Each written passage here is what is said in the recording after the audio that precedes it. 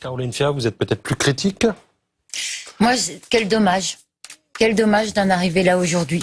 Dès fin avril, quand je suis revenue dans l'hémicycle, j'ai alerté le ministre Véran, j'ai alerté à l'époque Édouard Philippe pour lui dire on n'est pas à l'abri d'une seconde vague. On n'est pas à l'abri. Il faut donner tout de suite débloquer les moyens pour l'hôpital, pour avoir des services de réanimation, pour si éventuellement une seconde vague arrive, on soit prêt et on puisse recevoir les patients si besoin. Et on arrive aujourd'hui à une seconde vague. On a moins de lits de réanimation qu'avant la première vague. On arrive un petit peu à maintenir le même nombre de lits en fermant des lits d'hospitalisation. C'est un grand gâchis. On n'a pas les stocks d'équipements de protection individuelle. C'est la deuxième fois qu'Emmanuel Macron prend la parole juste avant une mobilisation des soignants. Demain, il y a une mobilisation nationale des soignants. Et pas un mot si les soignants sont fatigués. Mais c'était prévisible, après une première vague, que les soignants soient fatigués. On n'a rien fait. Le Ségur de la santé, tout le monde a dit, c'est un gâchis, c'est pas ce qu'on demandait, c'est pas le résultat escompté. Là, on se retrouve avec des soignants fatigués. On se retrouve avec des services de réanimation où on n'a pas de place. On se retrouve à prendre des décisions. Alors effectivement, qu'il faut prendre parce qu'on peut pas faire autrement. Quel gâchis. Vous êtes des élus de terrain. J'imagine que vous êtes au contact des électeurs régulièrement. Est-ce que vous avez le sentiment que ces mesures vont être plutôt bien acceptées par les électeurs, les Français en général, des endroits où vous êtes élus? Caroline? Moi, je vais attendre plus d'explications. Maintenant, ce que je disais en arrivant, moi, je ne savais pas ce que voulait dire samedi minuit. Est-ce que c'était vendredi 23h59 ou samedi minuit 1? J'ai entendu samedi 0h. Voilà, bon, samedi 0h, c'était donc que ce soit samedi minuit 1 ou samedi 23h59. C'est ce que j'ai compris avec samedi 0h. Voilà, donc on avait déjà un problème avec le samedi 0h, mais il va falloir attendre plus d'explications. Est-ce que les gens vont accepter, d'après ce que vous sentez du terrain? Ce que je peux vous dire, c'est que les gens, si vous leur expliquez les choses, vous savez, c'est l'aide-soignante qui va parler, c'est comme un patient. Si vous lui expliquez clairement les choses, le pourquoi du comment, ils comprennent. Ils sont pas idiots. Mais il va falloir que la communication soit bonne. Et c'est généralement là où le gouvernement pêche. C'est que au niveau communication, ils sont rarement bons ces 6 derniers mois. Donc j'ose espérer qu'ils vont être bons, qu'ils vont savoir expliquer pourquoi il faut rentrer à 21h jusqu'à 6h du matin, les raisons.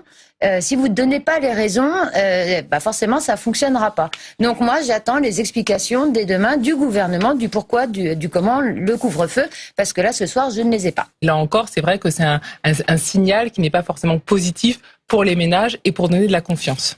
Alors, cette confiance, vous la réceptionnez, si je puis dire, ou pas, Caroline? Non, j'ai plus trop de confiance, mais je vous dis, c'est un gâchis.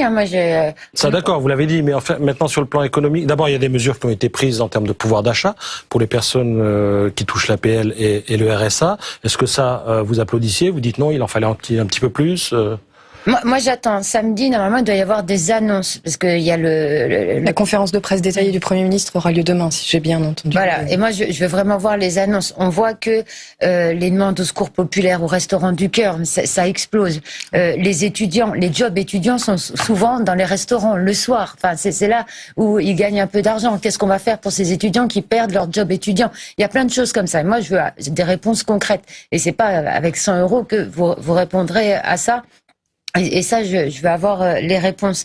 Mais on parlait tout à l'heure, je parlais de ça, le couvre-feu. Donc c'est une réponse, mais on sait aussi que la plupart des clusters, des foyers infectieux, ont lieu dans les amphithéâtres d'étudiants.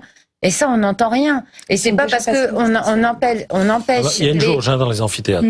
Oui, mais enfin, c'est en distanciel il y a 2 semaines. Comment vous entrez dans les amphithéâtres? Et je vais prendre un exemple tout bête. Allez-y. L'Assemblée nationale.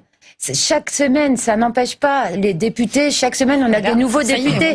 Et on connaît les gestes barrières. On se lave les mains, on porte des masques et on fait attention.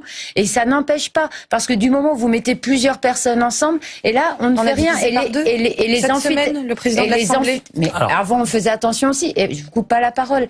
Laissez-moi aller jusqu'au bout. C'est sur les lieux de travail, dans les amphithéâtres ou dans les endroits où il y a beaucoup d'étudiants.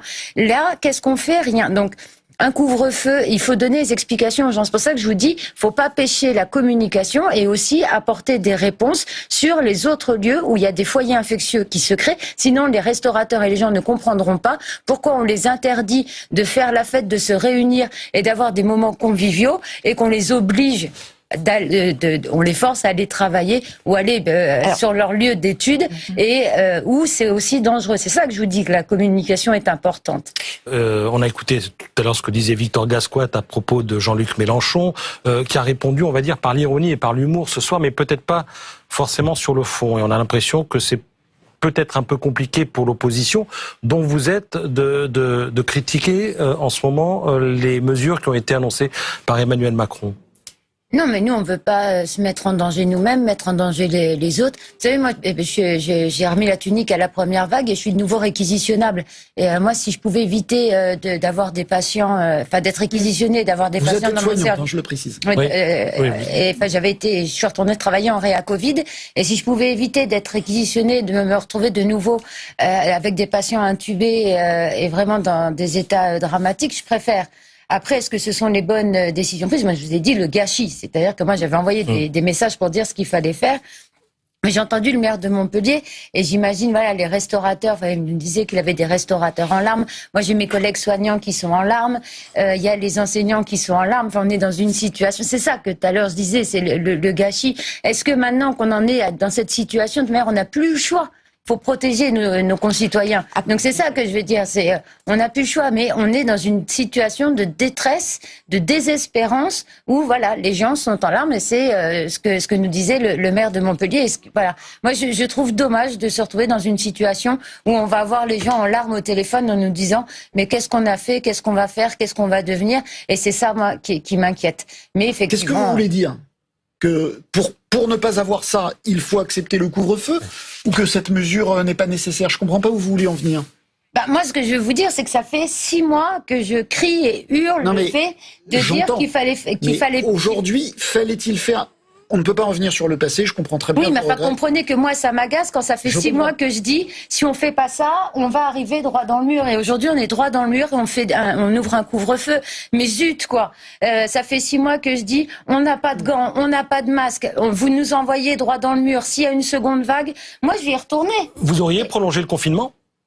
Non, mais j'aurais cherché des moyens, j'aurais cherché des solutions. J'aurais pas fatigué mes collègues. J'aurais travailler avec l'opposition, je me serais pas moqué de l'opposition, je sais pas pourquoi on m'a pas écouté, mais là c'est la colère qui va parler. Bien sûr. Mais il y avait des solutions à aller chercher.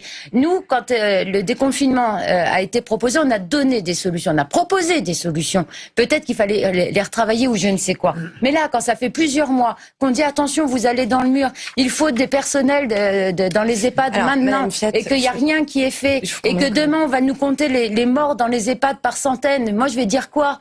Zut. Alors non, mais juste quand même, parce qu'il y a le discours de Madame Fiat, et je sais son engagement auprès des personnes qui peuvent être atteintes du Covid, donc je respecte parfaitement ce que tu es en train de dire, Caroline.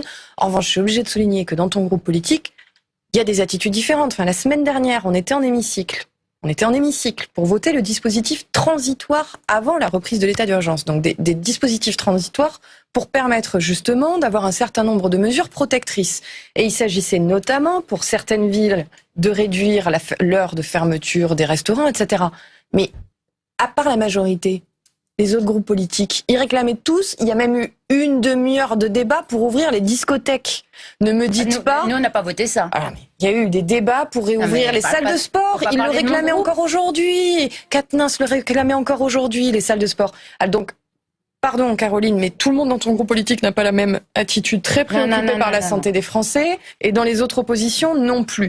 Anne-Sophie Alsif, allez-y. Juste parce que je retourne faire le PLFSS. Grand soutien à tous les personnels soignants qui seront en grève demain, et à tous les gens qui les ont applaudis à 20h, allez les soutenir demain dans la rue avec un masque et avec les gestes de distanciation physique, mais c'est important, vous les avez applaudis, allez les soutenir demain, ils seront en manifestation. Voilà, ça sort du cœur. Anne-Sophie